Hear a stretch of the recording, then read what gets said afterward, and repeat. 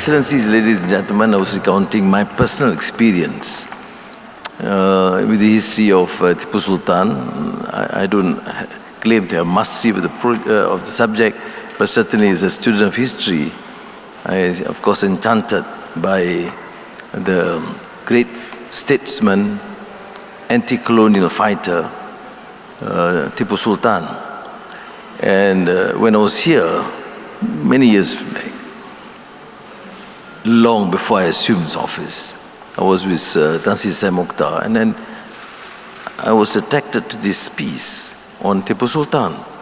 I said, Sai, this is a great guy.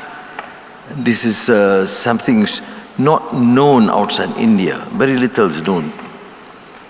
But I think it is a remarkable feat. A strong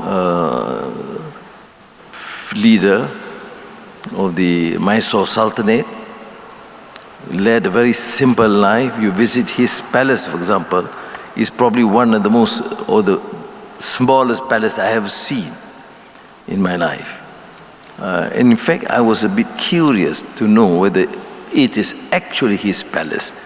But that simplicity helps us to understand the man who was leading a nation who wouldn't tolerate a colonial rule, who had this strength and indefatigable fighter for freedom. And a learned Sultan, can see from his collection of books, and therefore one of the few understood the need to have mastery of technology in order to be able to fight the colonial rule. That's why you see his cannons and his guns as some remarkable feat that shocked the colonial rulers in the first wars.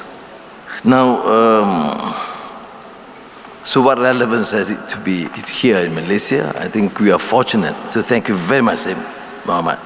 It is not just an ordinary exhibition, but to showcase the history of India and the Muslim world, and a history of the anti-colonial struggle against colonial rule, in this particular case, the British rule.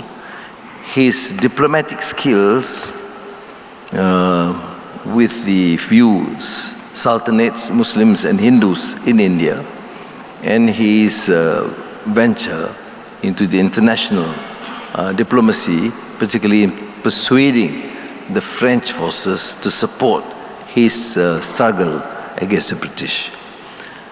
Now, Malaysia never knew much about Tipu Sultan or his father, Haider Ali. But hopefully this will change now that the Islamic Arts Museum, Malaysia, is mounting the most comprehensive exhibition ever held anywhere as a tribute to the hero and his father.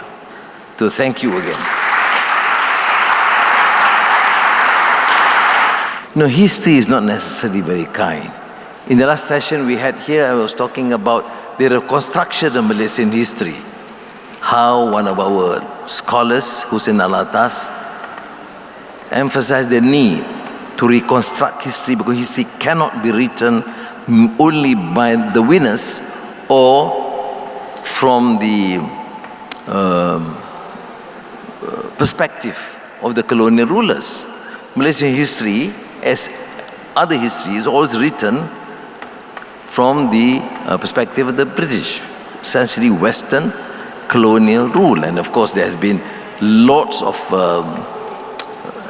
academic accounts, including by Edward Said on Orientalism, but the manner, the whole discipline of history and culture and society is being dictated by a certain Western viewpoint. And in the reconstruction of history, it's also an attempt to understand that modernity in the Malay world is not necessarily after British colonial rule. Similarly, if you understand Indian history, you can see the vast contribution of the great rulers in India who has promoted scholarship, learning, tolerance. I made reference to just now when I visited Mysore about a decade ago, and then, of course, surprised by the size, the small size of the palace of this Sultan of Mysore, and then, of course, knew about the fact that he was one of the first Muslim rulers that engaged with the Hindu majority and decided to visit Guruvayur, one of the most, I should say, one of the oldest Hindu temples in India, and pay respects to the Hindu Swamijis and priests. And because of that, I decided from the palace of Mysore to visit the temple, the Guruvayur temple,